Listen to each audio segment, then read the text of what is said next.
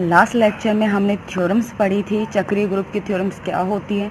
अब एक last theorem है और उसके बाद हमारे चक्रीय ग्रुप के क्वेश्चंस हैं और फिर ये हमारा चक्रीय ग्रुप का टॉपिक कंप्लीट है। तो देखिए लास्ट थ्योरम हमारी जो बच गई थी वो क्या है कि एक परिमित चक्रीय समूह की कोटि और उसके जनक की कोटि बराबर होती है। ठीक है, ये तो मैंने आपको जब क्वेश्चंस भी समझाए थे वहाँ पे मैंने एक्सप्लेन किया था कि कोई भी चक्रीय ग्रुप है तो उस चक्रीय ग्रुप की कोटि किसकी, जो उसका जनक होता है उसकी कोटि के बराबर होती है। आपने एग्जांपल भी सोल्व कर लिए थे कि किसी भी ग्रुप का जो जनक था उसकी कोटि वही थी जो उस चक्रीय ग्रुप की कोटि होती है। ये थ्योरम यही कह रही है कि अगर हमारा कोई चक्रीय ग्रुप, और चक्रीय ग्रुप कैसा, परिमित है, ठीक है, कि अगर हमारा कोई चक्रीय ग्रुप जो कि परिमित है तो उसकी कोटि और उसके जनक की कोटि हमेशा दोनों की क्या होती है, बराबर होती है। हमें ये प्रूफ करना है। तब देखिए इसका प्रूफ, माना जी एक परिमित चक्रीय ग्रुप है तथा ए इसका कोई जनक है। हमने मान लिया कि जी मेरा कैसा ग्रुप है, परिमित चक्रीय ग्रुप है। परिमित है यानी इसमें अवयवों की संख्या सीमित है और ए क्या है, इसका जनक है। साथ ही यह भी माना कि ए की कोटि n है, तब कोटि की परिभाषा से n वह छोटे से छोटा धनात्मक पूर्णांक इस प्रकार है कि a की power n is equal to e, जहाँ ई क्या है, जी का तत्समक अवयव। देखिए मैंने मान लिया कि जी क्या है, मेरा एक परिमित चक्रीय ग्रुप है जिसका जनक ए है और जो इसका जनक ए है उस जनक की कोटि क्या मानी है मैंने, n मान ली, जहाँ पर n क्या होता है, छोटे से छोटा धनात्मक पूर्णांक होता है जो किस तरीके से डिफाइन होता है, a की power n is equal to e, जहाँ ये ई क्या होता है, ग्रुप का तत्समक अवयव होता है। क्लियर है। अब माना कि h is equal to a1 a2 a3 an, इसका मतलब क्या है, देखिए a है वो इस चक्रीय ग्रुप g का क्या है, जनक है। तो इसका मतलब है कि g के प्रत्येक अवयव को हम a की पूर्णांक घात में रूप में लिख सकते हैं। तो g के प्रत्येक अवयव को जो a की पूर्णांक घात के रूप में लिखा है उन सभी के सेट को मैंने क्या डिफाइन किया है, h। फॉर एग्जाम्पल मैं आपको समझा देती हूँ। हमने ये एग्जाम्पल पढ़ा था 1 ओमेगा ओमेगा स्क्वायर, जहाँ ओमेगा और ओमेगा स्क्वायर क्या थे, इसके जनक थे, यानी ओमेगा की पावर 1 ओमेगा मिला था, ओमेगा स्क्वायर की पावर 2 ओमेगा स्क्वायर और ओमेगा की पावर 3 क्या मिला था, 1। तो मैंने ये जनक है ओमेगा इसका, तो मैंने इसको इसी सेट में डिफाइन कर दिया कि ओमेगा की पावर 1, ओमेगा की पावर 2 और ओमेगा की पावर 3। ठीक है, इसी तरीके से मैंने ये डिफाइन कर दिया है। अब चूंकि हाँ देखिए, तो अब मान लिया कि जो जी एच है वो क्या है, ए, जो जी के अवयवों को ए की पूर्णांक घातों के रूप में लिखा गया है उन सभी का सेट क्या है, मेरा एच है। आगे बात समझ में। और एन इसलिए लिए क्योंकि जी मेरा परिमित चक्रीय ग्रुप है, यानी इसमें अवयवों की संख्या सीमित है। अब हम क्या सिद्ध करेंगे कि h बराबर जी, क्योंकि जो ये मैंने सेट डिफाइन किया है, ये सेट मैंने कैसा डिफाइन किया है कि जी के अवयवों को a की पूर्णांक घातों के रूप में लिख सका है, वही तो सेट। तो इसका मतलब क्या है कि ये क्या a का जी का जनक है, जिस तरीके से यही तो मेरा ओमेगा ओमेगा स्क्वायर ओमेगा। तो मुझे क्या प्रूफ करना है कि ओमेगा बराबर जो सेट डिफाइन किया h बराबर जी, जहाँ h जी के अवयवों को a की पूर्णांक घात के रूप में व्यक्त किया गया एक सेट है। क्लियर। अगर मैं h को g के बराबर प्रूफ कर दूंगी तो मेरी ये थ्योरम प्रूफ हो जाएगी, क्योंकि h भी क्या आ रहा है, जनक का पूरे का सेट है। देखिए अब सर्वप्रथम हम सिद्ध करेंगे कि समुच्चय h के कोई भी दो अवयव समान नहीं है। सबसे पहले तो मुझे यही प्रूफ करना होगा, क्योंकि h में कैसे अवयव है, g के ही अवयव है जिन्हें a की पूर्णांक घात के रूप में लिखा हुआ है। और मुझे यही प्रूफ करना है कि h में जितने भी अवयव हैं, ये अवयव इनमें से कोई भी अवयव क्या है, बराबर नहीं है। क्योंकि अगर कोई भी दो अवयव बराबर हो गए तो फिर इसमें दो n एलिमेंट बराबर नहीं होंगे, तो h बराबर आप g प्रूफ नहीं कर सकते। ठीक है, तो सर्वप्रथम हम सिद्ध करेंगे कि समुच्चय h के कोई भी दो अवयव समान नहीं है। तो मैं मानकर चल रही हूँ सबसे पहले कि h के दो अवयव समान हैं।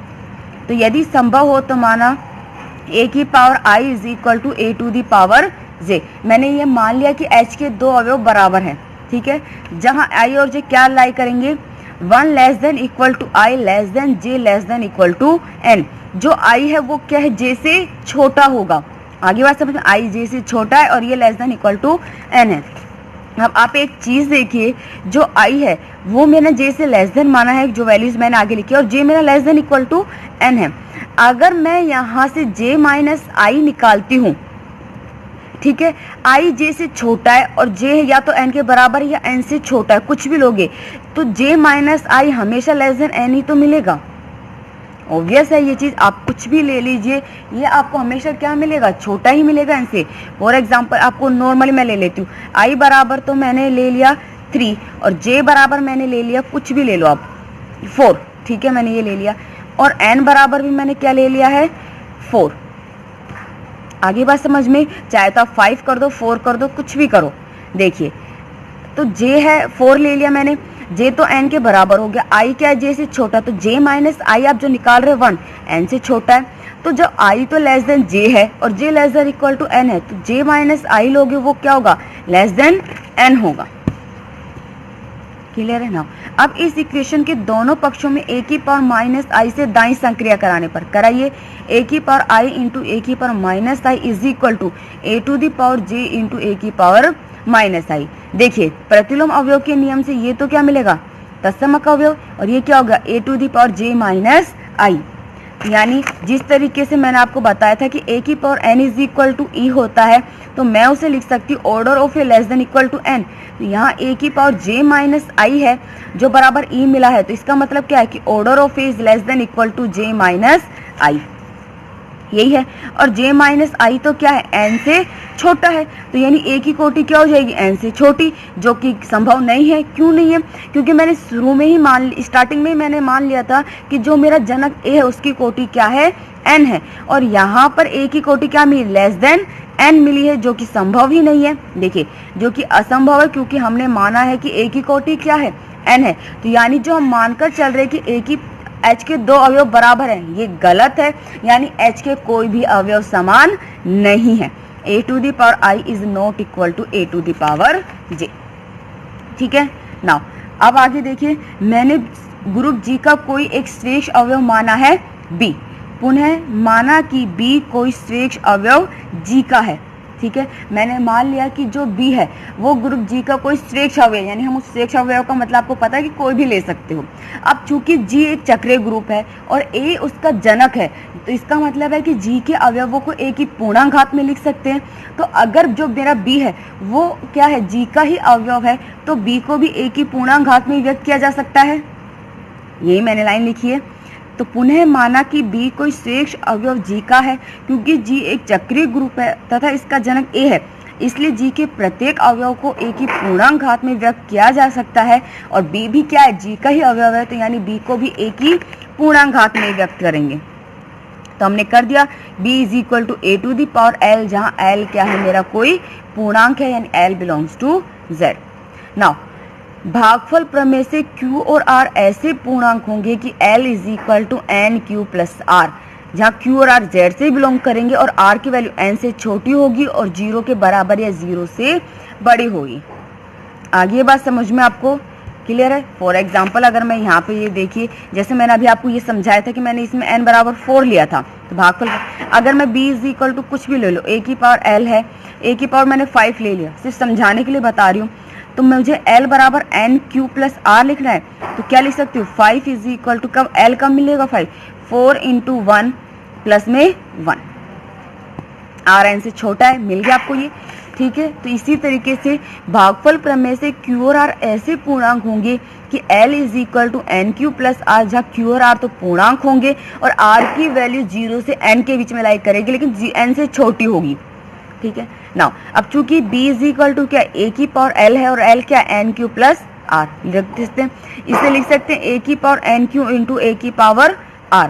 A की पावर एन क्यू को लिख सकते हो A की पावर n की whole power Q into A to the power R। A की पावर n क्या है, E है, क्योंकि A की कोटि n है, तो B is equal to E to the power Q into A to the power R। E की तत्समक अवयव है, कुछ भी पावर लो हमेशा तत्समक अवयव ही मिलता है हमें, ठीक है। तो तत्समक अवयव के नियम से E into A to the power क्या हो जाएगा, A to the power R, यानी B is equal to A to the power R। और R किस में लाई कर रहा है, 0 से n के बीच में लाई कर रहा है, तो यानी AR किसका एलिमेंट हो गया, H का एलिमेंट हो गया, क्योंकि H में जो मेरे अवयव थे वो किस तरीके से थे, A1 A2 A3 और A की पावर n है, ठीक है। यहाँ जो R है वो 0 से n के बीच में लाई कर रहा है और H के अवयव भी है, तो A की पावर R किस में बिलोंग कर गया, H में। अब a की पावर r अगर h में बिलोंग कर गया, ये वैल्यूज h में बिलोंग करेगी, और चूंकि a की पावर r किसके बराबर है, b के बराबर है, तो b भी किसका एलिमेंट हो जाएगा, h का एलिमेंट हो जाएगा। आ रही बात समझ में? a की पावर r h का अवयव है, अगर ये h का अवयव है और ये किसके बराबर है, b के बराबर आ गया, तो b भी किसका अवयव हो गया, h का अवयव हो गया। अब चूंकि b किसका अवयव था, g का अवयव था, जो किस में बिलोंग कर गया, h में बिलोंग कर गया, यानी g का हमने स्वेच्छ अवयव लिया था b, तो इसका मतलब है कि g का प्रत्येक अवयव h में उपस्थित है, और अगर g का प्रत्येक अवयव h में उपस्थित है, इसका मतलब क्या है, g h का उप समुच्चय है, क्योंकि g का हर एक एलिमेंट h में उपस्थित है, तो g subset of h। Now आगे देखिए, साथ ही G एक ग्रुप है, इसलिए संक्रिया कैसी है। अब G एक ग्रुप है तो वो ग्रुप की चारों प्रॉपर्टीज को क्या करेगा, सेटिस्फाई करेगा, और चारों प्रॉपर्टीज को सेटिस्फाई करेगा, तो इसका मतलब मेरा जो G है वो कैसा है, संवृत है। और संवृत गुणधर्म से क्या हो जाएगा, मतलब संवृत प्रॉपर्टी से कि H का प्रत्येक अवयव G में है, क्योंकि हमने H में जो एलिमेंट डिफाइन किए, कोई भी दो अवयवों की जब आप संक्रिया कराओगे, जो एलिमेंट मिलेगा वो किसका होगा, G का ही होगा। तो G एक ग्रुप है जिसमें संक्रिया संवृत है, तो संवृत गुणधर्म से H का प्रत्येक अवयव किस में मिलेगा, आपको G में ही मिलेगा। देखिए जैसे मैंने ये एग्जांपल था, ओमेगा की पावर 1 ओमेगा स्क्वायर ओमेगा की पावर क्यूब, मैंने आपको यही H डिफाइन किया था। अब कोई भी दो ले लीजिए एलिमेंट, इसमें ओमेगा की पावर 1 और ओमेगा स्क्वायर ले लो, क्या मिल गया, ओमेगा क्यूब यानी 1, G का ही एलिमेंट मिल गया। ओमेगा क्यूब और ओमेगा स्क्वायर ले लीजिए, ओमेगा की पावर क्या हो जाएगी, 5 हो जाएगी, यानी omega cube into omega square से लिख सकते हो, तो ओमेगा स्क्वायर G का एलिमेंट हो गया। आ रही है बात समझ में? तो यानी H का हर एक एलिमेंट क्या है, संवृत प्रॉपर्टी से H का हर एक एलिमेंट G में ही उपस्थित है, तो यानी H क्या है, G का उप समुच्चय। समीकरण 1 और 2 से देखिए, G H का उप समुच्चय है और H G का उप समुच्चय है, तो H बराबर G। तो यानी H क्या था, अवयवों को जो पूर्णांक घात में व्यक्त किया था उन सभी का सेट है, तो यानी किसी भी परिमित चक्रीय ग्रुप की कोटि और उसके जनक की कोटि क्या होती है, बराबर होती है। क्लियर है? थ्योरम इंपॉर्टेंट थ्योरम थी, होप सो आपको समझ में आ गई होगी। अगर इस थ्योरम में कोई भी डाउट होता मुझसे पूछ लेना। आगे देखिए क्वेश्चन है हमारे, सिद्ध कीजिए इकाई के nवें मूलों का समुच्चय सम्मिश्र संख्याओं की गुणन संक्रिया के लिए एक परिमित चक्रीय ग्रुप है जिसका ग्रुपांक n है। देखिए क्या कह रहा है, हमें ये प्रूफ करना है इकाई के n मूल, इकाई के n मूल दे रहा है, तो यानी 1 की पावर 1/n, अभी आगे आ जाएगा। उन nवें मूलों का समुच्चय, जो n मूलों का समुच्चय निकालोगे वो सम्मिश्र संख्याओं की गुणन संक्रिया के लिए एक परिमित चक्रीय ग्रुप है जिसका ग्रुपांक क्या है, n है। मुझे यही प्रूफ करना है। नाउ देखिए, अब मैंने मान लिया कि G इकाई के nवें मूलों का समुच्चय, माना कि G क्या है, इकाई के nवें मूलों का समुच्चय, यानी G is equal to x such that x की power n is equal to 1, जहाँ 1 इकाई है। देखिए ये n मूल है, x की पावर n, आपको तो ये तो पता ही है कि कोई भी इक्वेशन होती है x की जितनी घात होती है, स्क्वायर होता है तो 2 मूल मिलते हैं, 3 होते 3, तो n है तो कितने मिलेंगे, n मूल मिलेंगे। आ रही है बात समझिए? तो G को मैंने मान लिया कि इकाई के n मूल है, तो यानी G is equal to x such that x to the power n is equal to 1।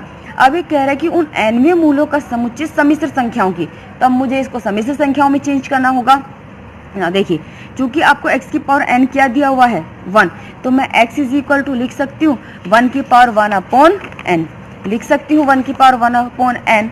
Now लिख दिया। अब देखिए x इज इक्वल टू 1/1 की पावर, और 1 को मैं लिख सकती हूँ cos 0 प्लस आयोटा साइन 0, क्योंकि साइन 0 की वैल्यू क्या हो जाएगी 0 और cos 0 की वैल्यू 1, तो यानी x is equal to cos 0 plus iota sine 0 की होल पावर 1/n। अब मैं 0 लिख सकती हूँ cos 2m pi plus sign iota plus iota sine 2m पाई, जहाँ m की वैल्यू 0 1 2 से लेके n-1 तक होगी।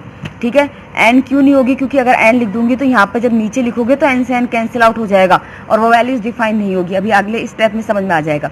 देखिए यहाँ m की वैल्यू अब 0 1 2 कुछ भी रखिए, 2 का मल्टीपल है, हमेशा ये क्या आएगा 0 ही आएगा, और यहाँ रखोगे तो हमेशा इवन मिलेगा, इसकी वैल्यू क्या हो जाएगी 1। और आपने ये तो पढ़ा ही है, cos x plus iota sign x की पावर जो भी n होती है वो क्या आ जाती है cos nx plus iota sign x आती है। तो आप इसे लिख सकते हो x is equal to cos 2m pi upon n plus iota sine 2m pi upon n। देखिए यहाँ m की वैल्यूज मैंने n-1 तक लाई कराई थी। क्यों? अगर n तक लाई कराओगे तो m की जगह n पुट कर दीजिए, ये n से n कैंसिल आउट, n से n कैंसिल आउट, ये वापस से 1 ही मिल जाएगा, जबकि मुझे तो सम्मिश्र संख्याओं में डिफाइन करना है। आगे बस समझे तो अब आपको पता है कि cos x plus iota sin x को आप क्या लिख सकते हो, e की पावर आयोटा x, यानी x is equal to e to the power 2m pi iota upon n, जहां m लाई करेगा 0 1 2 3 से n-1 तक। ठीक है, अब मेरा g का सेट यही तो था, nवें मूलों का समुच्चय, और मैंने इसको सोल्व कर लिया है। तो g में किस तरीके के एलिमेंट आएंगे, ये एलिमेंट आएंगे। जब m बराबर 0 पुट कर दोगे, e की पावर 0 1, m बराबर 1 पुट कर दोगे तो cos 2 पाई आई आयोटा अपॉन n, इसी तरीके से 2 3 पुट कर दोगे, ये वैल्यूज होगी। नाउ मैंने मान लिया ओमेगा बराबर क्या है, e की पावर 2 पाई आयोटा अपॉन में n, मैंने इसे ओमेगा माना है, तो g क्या हो जाएगा 1 omega omega square omega cube up to omega की पावर n-1, जहाँ ओमेगा क्या है, e की पावर 2 पाई आयोटा अपॉन में n। आपको ये ओमेगा क्या है, सम्मिश्र संख्याओं के, क्लियर है, मिल गया हमें जी सम्मिश्र संख्याओं में। अब मुझे प्रूफ करना है कि ये जो जी है गुणन संक्रिया के लिए कैसा होगा, ग्रुप होगा। तो सबसे पहले मुझे संवृत्ता प्रूफ करनी है। तो संवृत्ता के लिए देखिए, तो मैं 2 एलिमेंट लेके चलूंगी। मैंने मान लिया कि इस ग्रुप जी के 2 एलिमेंट है x और y, और किस तरीके से होंगे, ओमेगा की पावर में ही डिफाइन करोगे, यानी एक एलिमेंट x बराबर तो हो गया ओमेगा की पावर r और y बराबर हो गया ओमेगा की पावर s। इसी तरीके के एलिमेंट मिलेंगे जहां r और s कहां से कहां तक लाई करेंगे, 0 से n-1 तक। क्लियर है, तो माना x y जो कि g के ही अवयव बिलोंग्स टू g इस प्रकार है कि x is equal to omega की पावर r और y is equal to omega की पावर s, जहां r और s दोनों 0 से n-1 तक लाई करेंगे। ना अब देखिए गुणन संक्रिया है, तो x इंटू वाई यानी ओमेगा की पावर r इंटू ओमेगा की पावर s, क्या मिल गया, ओमेगा की पावर r प्लस s। अब देखिए अगर ये r प्लस s n-1 के बराबर है या उससे छोटा है तो वो g में ही लाई करेगा, क्योंकि g में कहाँ तक के एलिमेंट है, n-1 तक है।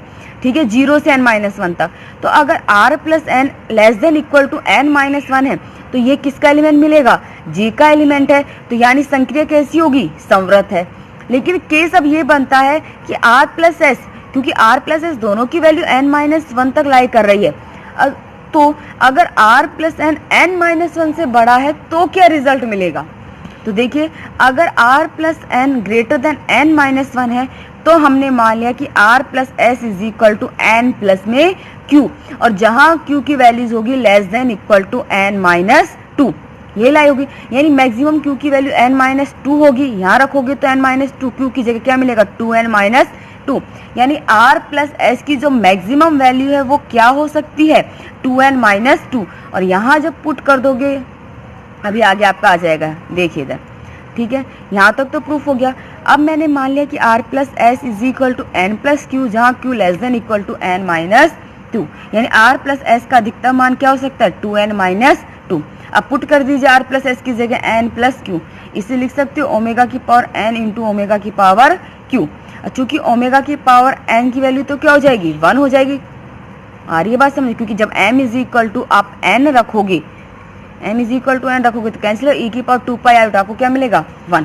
ये सिर्फ क्या मिला आपको x इंटू वाई ओमेगा की पावर q, और जहां q की वैल्यू क्या है less than equal to n-2 है, और ये भी n-1 से छोटी है, तो यानी ये ओमेगा की पावर q किस में बिलोंग करेगा, g में ही बिलोंग करेगा, यानी x इंटू वाई किस में बिलोंग करेगा, g में, यानी संक्रिया कैसी है, संवृत है। तो मैंने g के 2 एलिमेंट ले लिए जिन्हें ओमेगा की पावर और ओमेगा की पावर s में डिफाइन कर दिया था, जहां उनकी वैल्यू 0 से n-1 तक के बीच में लाई कर रही है। ठीक है, जब उन दोनों का गुणन संक्रिया लगाओगे तो r प्लस s मिलेगा।